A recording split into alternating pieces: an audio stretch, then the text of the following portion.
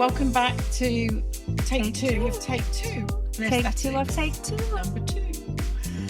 So hopefully people are still with us. Yeah.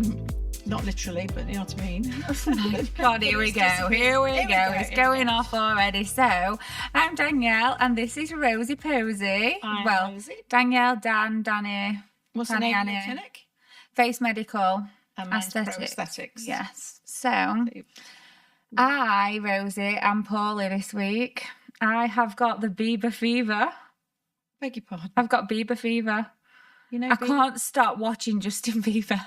Oh God, I thought you said beaver. I can't stop watching Justin Bieber. Oh, I thought you said obsessed. I'm sure I didn't used to be this bad. Like, really, really bad. Stop it. What? I'm sure you said beaver fever. It's American terms. I've got Bieber fever over Justin Bieber. Oh my God, now I'm going off. Okay, go on. Yeah, Tell me about Justin Bieber. Oh, I'm hot. So he performed at Coachella, and Billie Eilish, she's like mega worldwide famous. She fell in love with him when she was like really, really young. So she was 13-year-old, and she were like, oh my God, I'm totally in love with Justin Bieber. And when I get married and have a partner, I wonder how they're going to feel, because I'm never going to love no one like I'm going to love Justin Bieber. And then it shows you videos of her getting older, and then she meets him, and at Coachella, he gets her up on stage and sings, "Gonna be one less lonely girl." And literally, she cannot walk to him. And then I just keep crying and drooling and crying and drooling and singing and crying and drooling. So that's me. I've got Bieber fever. So what we're going to talk about was things go wrong in aesthetics. Yeah. Don't know. But they've gone right for Hailey Bieber, Justin Bieber and Billie Eilish. Who do you treat within clinic? What's the common age group? I mainly treat women, but there's been a huge increase in men. So out of, say, me personally treating on a long day, probably 3 to 5 are men. That's good. Odd day I'll get one. Yeah. But mainly women, mostly aged between late 40s right up to 85, 90. And some days I will have about 5 women that are between ages, I want to say 77 to 83. Yeah. It's brilliant, isn't it? It's crazy. It's never too late. Absolutely it's for crazy. Everybody. That's what I love about it. Absolutely crazy. But of course, we can't treat Love it. under 18s. Yep. So what's the lowest age? What's the youngest age? So if I you'd be happy to. So I don't like treating 18-year-olds, if I'm honest. But the patients that I get that do come to clinic that are 18, 19, right up to probably 21, that I'm a bit like, yeah. They usually always come because their mum or a family member already comes to clinic, and say they've come with the mum said, I know she's going to go and get her lips done elsewhere. So if she's having them done, she's only having them done if it's with you. She's at a legal age, or he, and they always come because either someone really close to him already comes to clinic, so that trust is there. Actually, I've got a funny story about that. So I once had Tell me a funny story. I once had a girl come who, she was probably about 20 for a first ever lip augmentation, and her mum came with her. Her mum's never actually been treating clinic, but I think her sister is. So this girl's auntie comes to clinic for treatments. But anyway, her mum came, and the daughter's laid on bed having her lips done, and her mum's chatting away. We absolutely clicked, had this vibe, went through full consultation, side effects, aftercare, everything. And through the lip augmentation, the girl fainted. So I dealt with that. But her mum just carried on chatting the whole way through. We had a caring world. She's like, oh yeah, I'm really glad that she's found you. I feel like she's completely safe. Next thing, this girl passes out on this bed. But her mum were completely unaware, unfazed, and just carried on chatting away. And that was that. And I was like, what has just happened? Is that not a safeguarding Like, issue? literally. And Mum was just happy as Larry, like, oh yeah, I feel like she's in safe hands. Did you do an She even incident form? Well, yeah, Yes. but she still felt like she were in these safe hands. Luckily enough, she were, which proves it. Because her mum were even like, oh yeah, it's fine. It's coming to the fainting season for some people where it's getting hot. Yeah. It's getting so many hot. people don't eat. Oh Particularly my with God, fillers, first thing of your muscle relaxants quicker, more Yeah. comfortable generally. I've But only if they ever had come for one fillers and person they've not faint. eaten, Yeah, their blood sugar's low, and they're tired, and they've been rushing. yeah. Bit of a cocktail, That's the isn't thing, it? rushing in it because you go into your nurse's appointment in your break for your smear test, which is really So if toxic. you went, so I had an incident at the hospital this week, which I sort of told you a little bit about, but I had to push to get to the hospital for raised blood pressure, basically. Yeah. So just imagine if you're out there and you wanted your lips doing. It's easy for us because we know what to look for or what to look for to avoid. What about patients? What are we guiding patients, or how are we guiding patients? What do they need to look for? I think researching the practitioner is absolutely huge. How much experience have they got? Do they know how to deal with complications in case you get a vascular occlusion? Product as well is a huge one. What's a VO? What's a vascular occlusion? So obviously we don't want to be injecting any arteries or veins in the face, whether it's a lip, a cheek, a nose. So when a vessel is blocked with dermal filler, blood supply to that area and other areas that it supplies can be compromised, and then we get a really pale skin colour. It can cause necrosis, which we never want necrosis. So I always say to patients, there's a risk of an occlusion. It's tiny. I'm not sure what the latest figures are. I know a few years back they used to say 1 in 10,000. I'm sure that's definitely changed now. So I always say the risk is there, but what we should never get to is necrosis. So we know how to deal with it if we think that you've got an occlusion. But so many people aren't trained in how to deal with these complications, and they don't work with a prescriber or have a prescriber on hand to then prescribe the Hyalase if it's needed. This is something that as experienced injectors we can recognise at the time if it happens in front of us. Hopefully. We've got everything as clinics. Clinics with bricks around them. A lot of practitioners work from home. Whether they're nurses, dentists, doctors, and prescribing pharmacists. So in all honesty, they're the ones that should be doing aesthetics.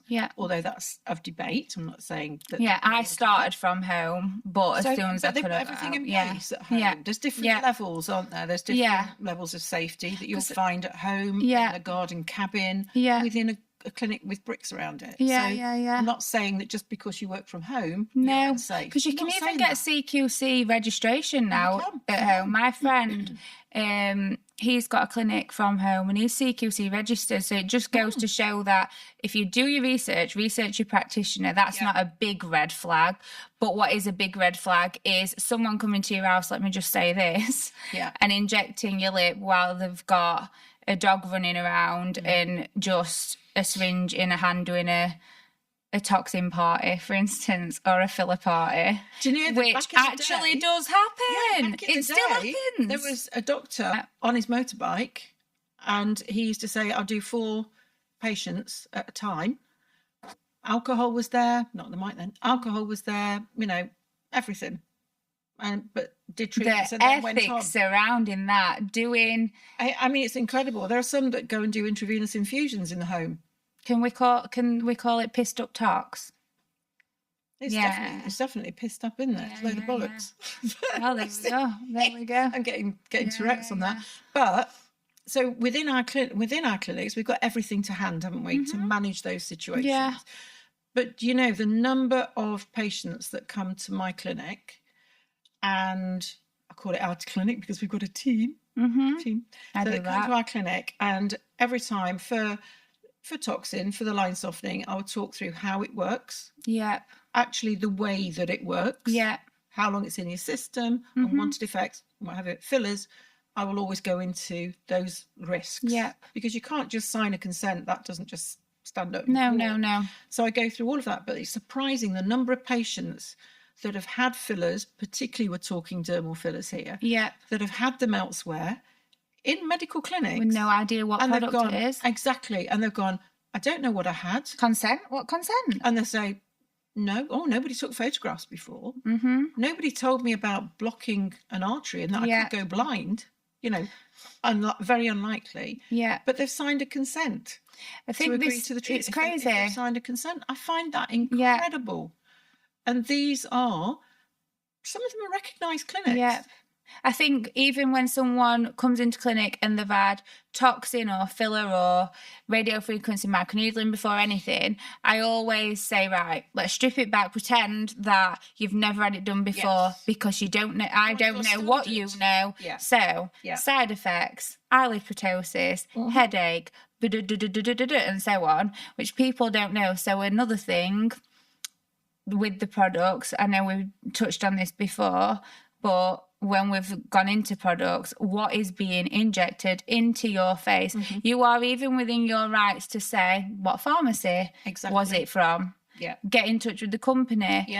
If it's too good to be true, it is too good to be true. No, you cannot do toxin, which I'm sure I can do. I can say this within legal boundaries.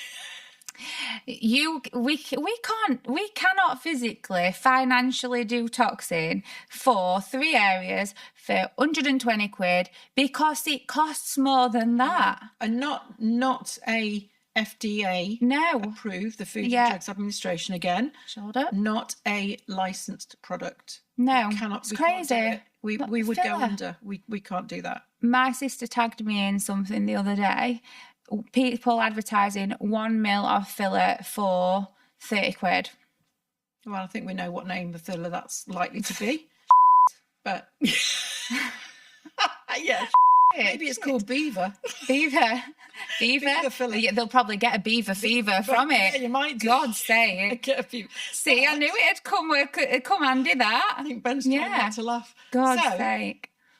So, oh my God. I always say to my patients, our patients, I always say, if there's anything that you feel uncomfortable about when you go to any environment, whatever the environment be, but particularly when you're having a treatment, I always say, if they say, well, it's my face, I'll go, it's more than your face. This is your health. Yeah. Because whatever goes in here, if it is the wrong stuff, whatever reason, it can affect everything. Yeah. Infection is your lowest risk, if you like, or a bruise is your lowest risk. So I always say, if you don't feel comfortable, then walk away.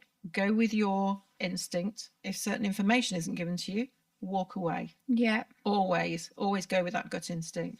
And I always make sure, and I know we've talked about this before, that there's always, I think there's 4 choices. One, legally, within a court of law, is to say that practitioner has to say, I'm not taking it as written or read, that you want treatment or you're going to have treatment today. This is a consultation. You've got the choice to not do anything. Even though you may walk away to consider it, you don't have to think, I'm thinking about treatment. You may sort of think, I'm thinking about not having treatment. Yeah. So that is a big legal one for medical practitioners to abide by. They have to give that choice, and it has to be recorded as well. Yeah. To say, that is an option, that you don't have treatment. Another option is that you go away and you consider everything that we've discussed. And for me and you, the more that's how it should be, invasive and complicated that treatment might be, and putting treatments together, the more time they need. You know, if somebody says, no, I want it today, and I've recommended 3 different things, I actually go, no, we can't do that today. I don't feel comfortable. More. You need to think about it. Yeah. Because I'm not comfortable just to jump into that, because I've given you facts, I've given you information that you weren't aware of. I want you to go away and think about it. They can book the appointment. Yeah. And I'll say, that doesn't mean that you're definitely going to have treatment. Yeah, they can cancel it. You can cancel it. Yeah, exactly. You can come back and talk about it again. But some people will just see the dollar sign, ka-ching, and they will just take it. So everyone needs to be careful. Yeah. Because it's your face or your body. We do body treatments as well. Yeah. And I think we also need to take into consideration mental health and body dysmorphia. So the number one thing I always ask patients, because it's all right, patients choosing you, but you also need to be choosing your patients. So when you get a patient that comes into clinic, I always say to my patients, right, why do you want that treatment? Especially if they're younger. I say it to everyone, but you will get some patients who say, because my friends had it done. Yeah. That doesn't mean that they are suitable for that treatment. And social media is massive. Trends are huge. I never follow trends ever. Because they are just that, aren't they? But again, once I had, this has happened a few times, but I once had a patient come in really young. I don't think she was 20, and she'd rang clinic in an absolute state, saying, I had some jaw filler done yesterday and it's all lumpy, my jaw's huge, We'd not done this treatment. So Carol said, right, have you rang where the person who did it? Yeah, they're not interested, blah, blah, blah. So she said, it will be swollen. Leave it like so. She said, no. I need to see someone. I need to see him now. Yeah. So I stayed in work. She came in, bearing in mind I've never met her before. She came in and I just looked and thought, oh my God, she's so young. And she was tiny. She must have been not even a size 6, and she'd had jaw filler. And straight away, I was like, why have it were around the time where the Disney Prince jaws were out and everyone had these shovel heads with these big wide jaws. Yeah. So I said, why did you have it done? And she said, because my friends had it done. And I was like, you didn't need it doing, not that you needed to hear that. The pressure is huge. So we let it settle and we ended up dissolving it a few weeks after it had settled. Well, that's just one. I had, again, 2 people who came together and one absolutely stunning, and she just didn't see it. She was saying, I'd feel like this, and this, and I was like, she were absolutely beautiful. Yeah. Yeah. And then it's directing them patients for help. Yeah. So it's important that you both choose each other and treatments are done. It doesn't stop at the needle, does it? With or without a needle, it doesn't stop there. But the scary and the sad thing is, people will still treat them people. Yes. So just because we've said no, if some people are that poorly with it, you can't legislate for the whole of the you're just going to go elsewhere and someone else is going to do it. I know. Our bobbins down road, they'll do it. I know. Because they need a pint from Weatherspoons. Beaver's clinic down the road. Beaver. Yeah. But you know, I was going to say my Beaver. I'd never do that. But Beaver. But our ethos, and many practitioners that are listening in here, is not. That's where it scares me. That the experience of the injector is huge. So people will say to me, very rarely, but patients will say, "God, I bet you're raking it in, aren't you? No, minted." I go, no. If I showed you my bank account, you'd think, "What the frig are you doing this for?" Mm-hmm. Because I'm working. I've gone from 37.5 hours working week in the NHS. And I'm actually working about a 70-hour week for myself. I don't get the same holiday entitlement. I don't give myself that. No. I'm a national trainer. I love that. Our commitment is huge because we love it. Yeah. We absolutely love it. So no, we're not. We're not, with all the costs of everything.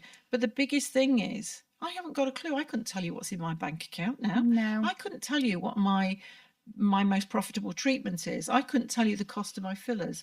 I couldn't tell you what the margins are. I couldn't tell you how much it is to open my clinic. Yeah. A business consultant would say, you're heading for a car crash. Yeah. It works for me. Yeah. Because we're so unorganised. But we're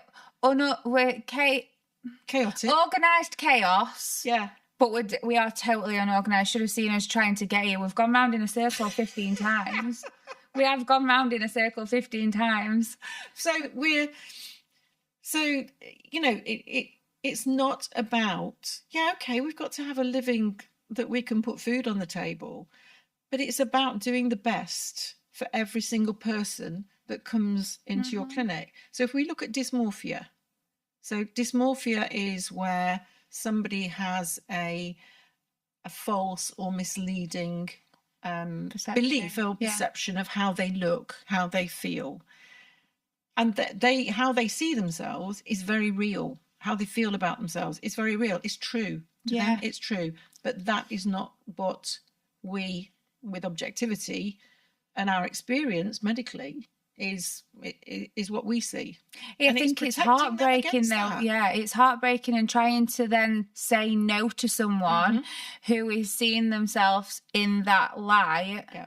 That one last girl, it broke my heart because she just did not see what we saw, and it's just heartbreaking. Social media. I wouldn't like to be growing up with the pressure of social media that younger generations have, because there is no respite from it. Well, my daughter coming at them all the time asked me. So I've got, for those who don't know, I've got one eldest 15. Middle one 13, and then a boy who's 5. So 2 eldest are girls, and Mila, 13, said, "So how old do I need to be for my lips done?" Did you feel guilty? Well, yeah, because I'd never wanted them to know what I did as a job, and they were only young. Yeah. And they found out what I did. And I feel like, but at least I can educate them. Yeah. But I know that day is going to come. But I don't want that day to come, and I would never do it if it weren't needed. But it's never needed anyway. When is it actually ever needed? It's not needed. That want and need is different. Yeah, and I think when just ignore the conversation what just happened about Mila, but in general, you've got a woman or a man who isn't feeling like them looking at themselves anymore. You can see they've lost mid-facial volume, lower face is starting to show signs of aging. It's not needed, but if they're not happy with that, we know that they're not impacts them. Yeah. And we can help. Why the people say, "Oh, you're vain. You're vain. Oh, you've got to have this done. Why are you touching your face?" Why age? You don't need to age gracefully if you can have a little bit of help along the way and just reverse the years slightly and just look fresher when it's done right.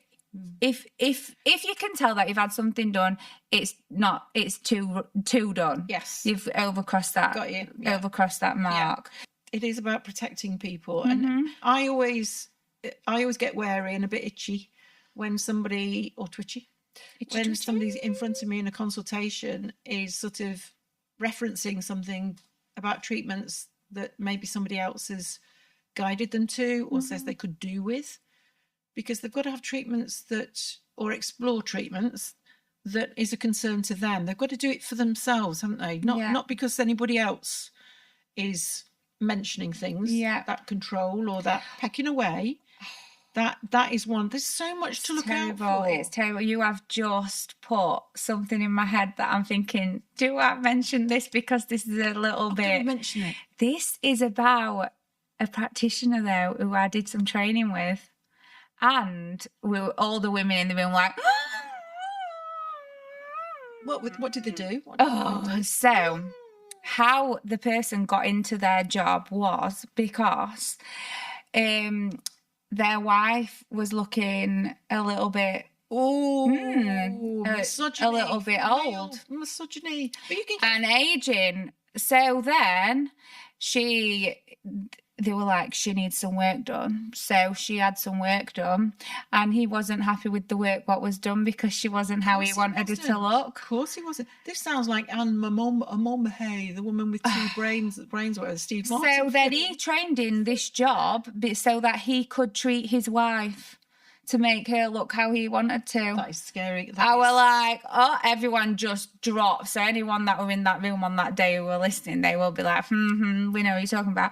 Literally dropped. That is incredible. That speaks volumes on so many levels.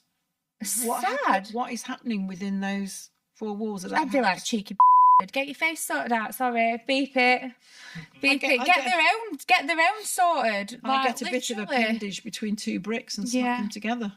Don't ever have anything done, guys, that someone is saying, or if your husband or your wife is saying, I don't like this, I don't like that, don't do it just because someone else but it takes is making you feel like you need something done. If you don't want out done, don't have out done. If you want something done, it does take courage, because if you flip that, like you're saying, you heard on that a few minutes ago, that people say, well, why are you having that done? You don't, it's vain. It's shallow. The war in Iran that's going off. All of the world poverty, and you're going to have a treatment done for what reason? But that medically, it is proven. It is clinically proven that self-worth and looking good, whatever our perception is, but within safe realms, improves self-esteem, confidence, how you're portrayed. Your production level in work, that might not be one that people are bothered about. Depends what job you do, honey. Your interpersonal relationships and your social activity. That is proven, no debate. You see it in people's steps. You do. So when they first come through the door and the face is down and they're in that consultation and they don't want to look in the mirror when you're saying, right, so what do you like? What are your concerns? And they don't want to look in the mirror. They won't have a photo took no more. And then 6 months, 12 months down the line, when you get to know them, they skip through that door. That's what I did used to like when I worked from home. I had like a separate clinic building space. This was literally like 8 years back, and you would literally see people skipping basically up the driveway. It's brilliant, isn't it? Yeah, it was so good. But then the addiction, that's when the addiction can start. That's where it's like Prosecco. Yeah, we go, Yeah, so it's important to choose a practitioner that says no. So I always make that known. I will say no if I think you're going too far. If you are having toxin, for instance, 7 to 10 days to kick in usually for some people. I know mine is. And I always say, if you've never had anything done and that's your first treatment, you are going to be looking in that mirror every 15 minutes of every day, which I would look into a camera and say, is it working yet? Is it working yet? But this is fresh and this ain't working. But you will keep moving your face thinking, is it working yet? Is it working yet? And then you're looking at mirror that much that you start to notice things on your face that you've never noticed before. I did someone's, I can't remember if it was a frown, for instance, and then they came back a few weeks later, 2 weeks later for the review, which again, not everyone knows that reviews are offered. And they said, yeah, I'm happy with that. But, and I thought, this person's saying they're happy, but they look so disappointed. She went, but I've got a nasal fold now.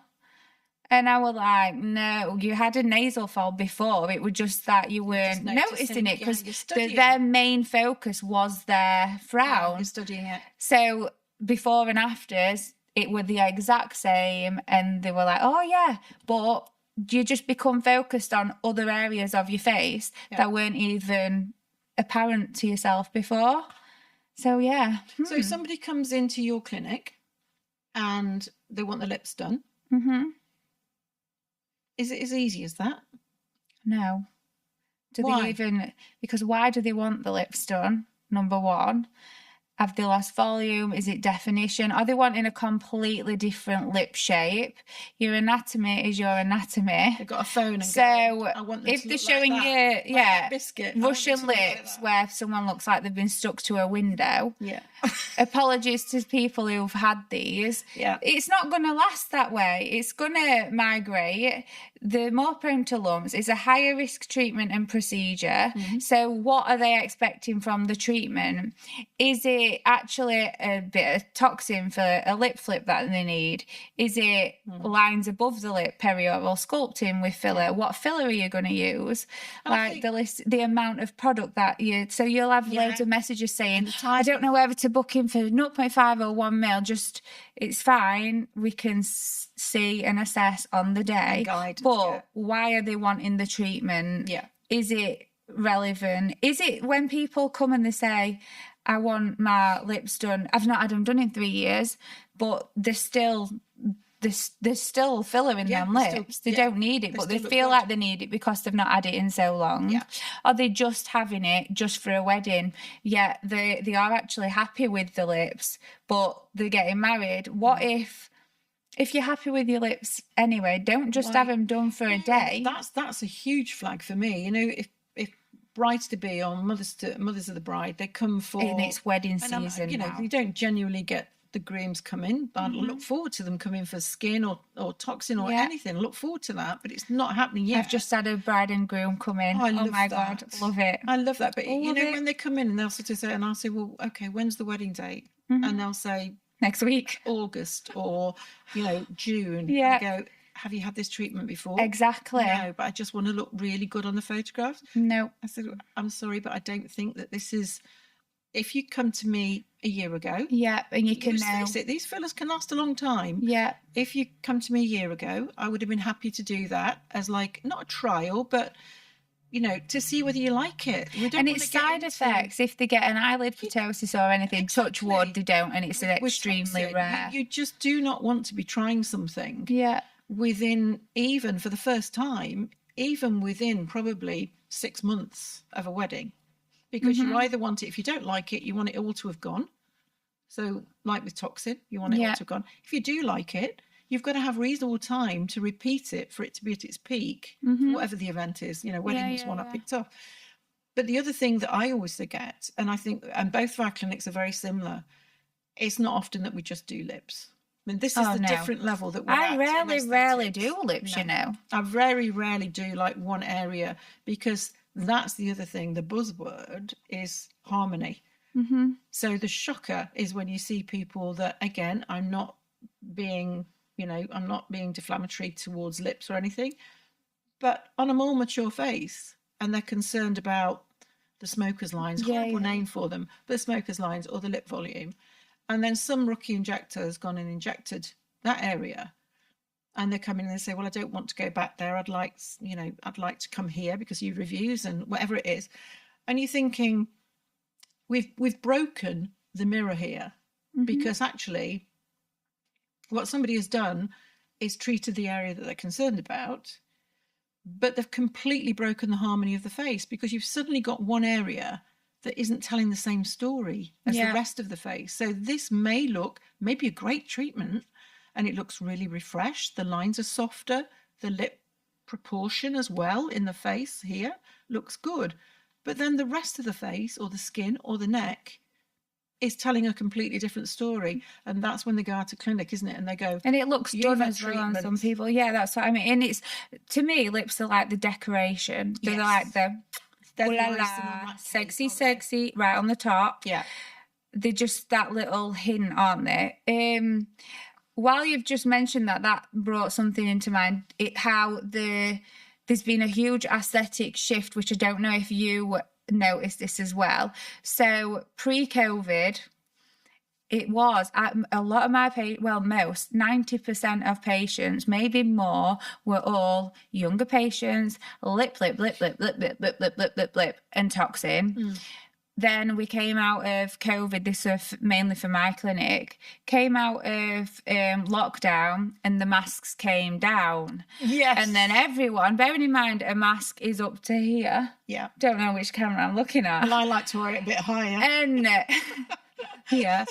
And then everyone said, I feel like I've come out of lockdown and I have dramatically aged. Bearing in mind, we actually had the stress that caused the trauma to his skin. We're not going out. Everyone were poorly.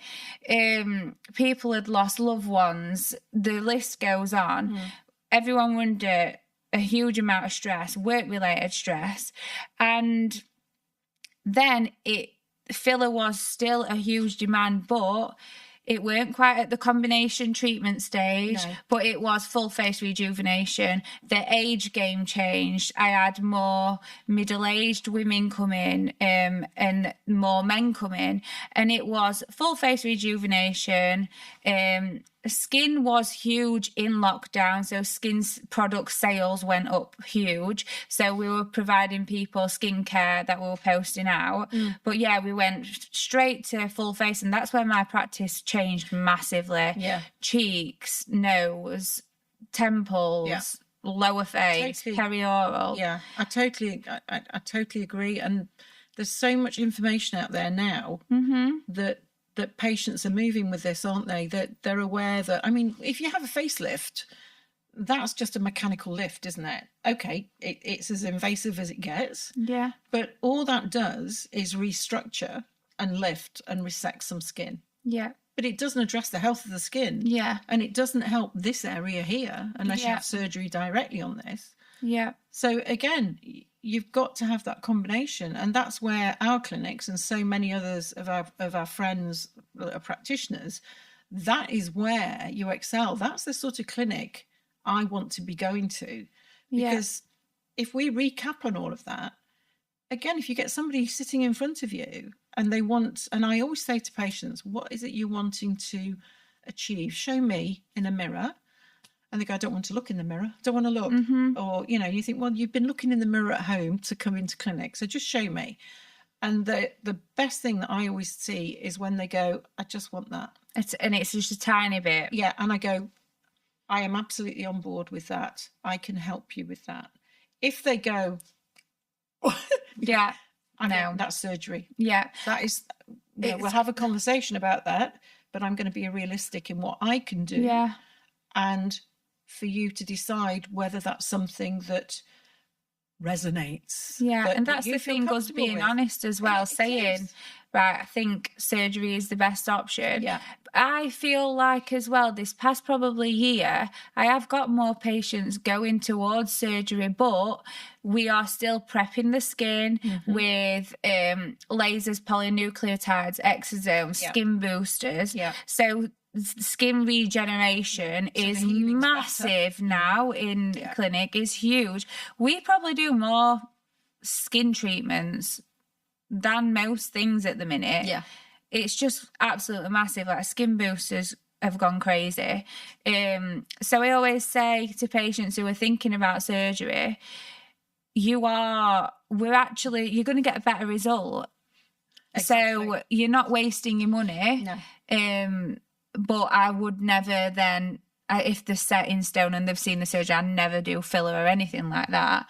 But I know I've seen a few where I'm having to dissolve fillers because they've decided they're having a nose job, for instance.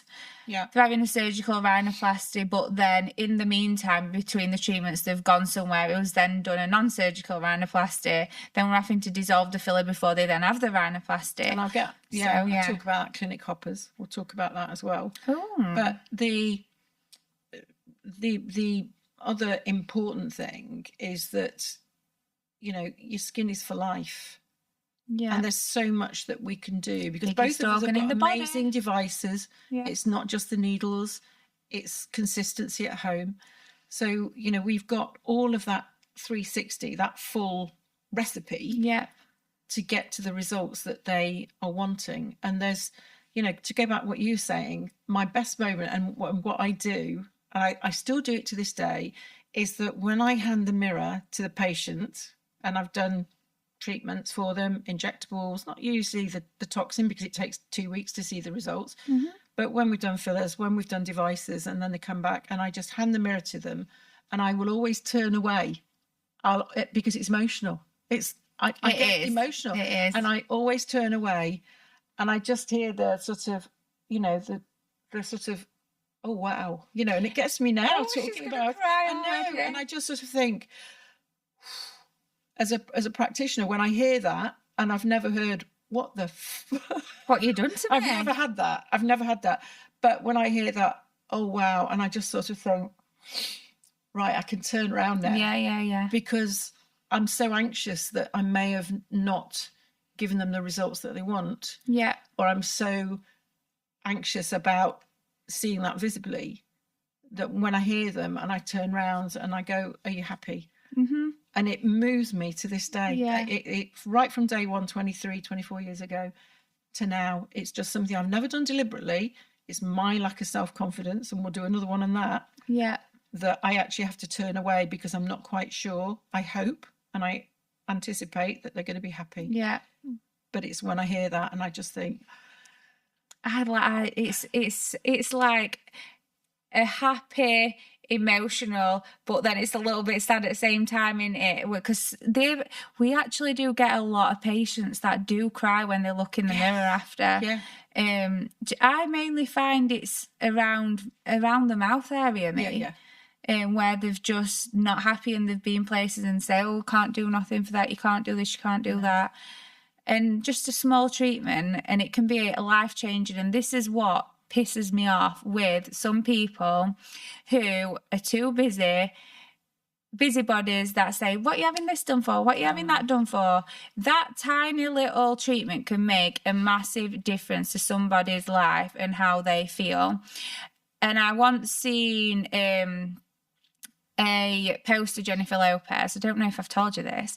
And in that iconic green, like slinky dress she wore when she was younger, and then she wore it again to some awards as she's she's not old, but as she's grown up into this beautiful woman. Yeah. And the amount, and she looked banging. She looked incredible. That was so Yorkshire.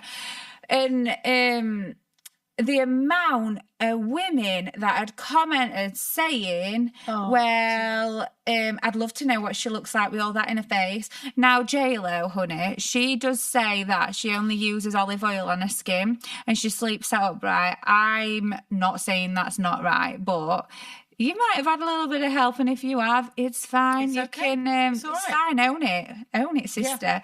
But the amount of women slating her saying, I would love to know what she looked like. She would look the same as what she does, because whatever she's had done looks good. It looks natural. She doesn't look like she's had anything because everything's done. in harmony, isn't it? And she goes to gym 25 times a week, I'm sure. Like, she dances her arse off. So let's just embrace her and just say she looks mint. Say, well done, J-Lo. I know. And so what if she's got that much money? She's worked goddamn hard for that money. That's another topic, isn't it? Female misogyny. We talk about male misogyny, but there is nothing worse. It's okay to say you look good. There is not. It just seems jealous is a bitch. The hardest few words to put together for women. It's just, and it's the worst thing. Men are probably even worse with each other, and men being jealous of women and women being jealous of men. And covert. Don't you think it's more covert than women on women? You know, it's just exhausting. Who's got time? So be happy for each other, guys. Love, spread the love. Yeah, spread the love. If there was more love in the world, there'd be a happier place. There'd be no war. Who said that? Besides me just now. But so if you're a patient looking for a clinic, look at the reviews. Yep. Look at the practitioners. Don't just look at Google reviews though, because you want to look all them reviews are on my booking system mainly, but we're changing booking systems. It's getting redirected to Google, but don't just look for Google reviews, because we've got 5 stars on Google, but we've also got like God knows how many hundreds of reviews on other things. So make sure you look everywhere, but guys. Generally, look at the reviews, look at the website, look at the practitioners. For medical practitioners, nurses, dentists, doctors, prescribing pharmacists, there are registration numbers with their respective governing bodies. So the NMC for nurses, a doctor in the UK, GMC, GDC for dentists, and pharmacists with the Pharmacy Council, Pharmacists Council, Pharmacy, GPC, General Pharmacist Council. I have no idea. So anyone with those qualifications are going to be recorded on there. They also, I put them onto the website so that people have got those numbers. They can research them. Shows that we're who we are. We're not impersonating anybody. We're not saying we're doctors. We're not saying we're nurses. There's so many people pretending to be doctors and stuff at minute on news, aren't they? This industry, because people think there's money and huge wealth behind it, it's smoke and mirrors. And unfortunately, people have got to navigate through that. So look at that. Have a consultation. Go for a consultation. Do you get a vibe? Yeah. Are we having a click? How long are they injecting? How many treatments do they do? You know, what products do they use? Are these products I've heard of? How do I feel? Do I feel comfortable? Is the place clean? Is it registered? Does it feel safe? Aftercare is someone available after. Are they available for me 6 or 7 days a week? I always say to patients when they're having any treatment, we're here for after, not just for that day. Yeah. So if you are rocking in a corner because you've got some swelling and you're not sure if it's swelling, message me, ring us, say, oh my God, is this normal? It's fine. Like some people are more anxious than others. Yeah. So yeah, you've got to. You never tell people to go away or to, and it's always, it's good to ask about that aftercare. Saying, if I'm concerned about something, can I come back? Yeah. You know, when can I come back to see you? I mean, for us, we would say, if you're concerned, we want to see you the next day. Yeah. Because photographs don't do it for me or for you. We want to see people in clinic. Because we have to sleep at night too. We've got to sleep at night. And we'll just keep wondering. Conscience is just a huge thing, and safety. So those things given, and once you get into the clinic, you're looking at cleanliness, you're looking at the welcome, you're looking at how safe you feel, the information that's given to you. Are you listened to? Are you heard? Yeah. What is this person? Do I feel sold to?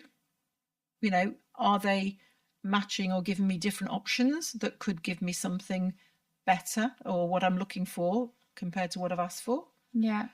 Aftercare, like you said. Pricing.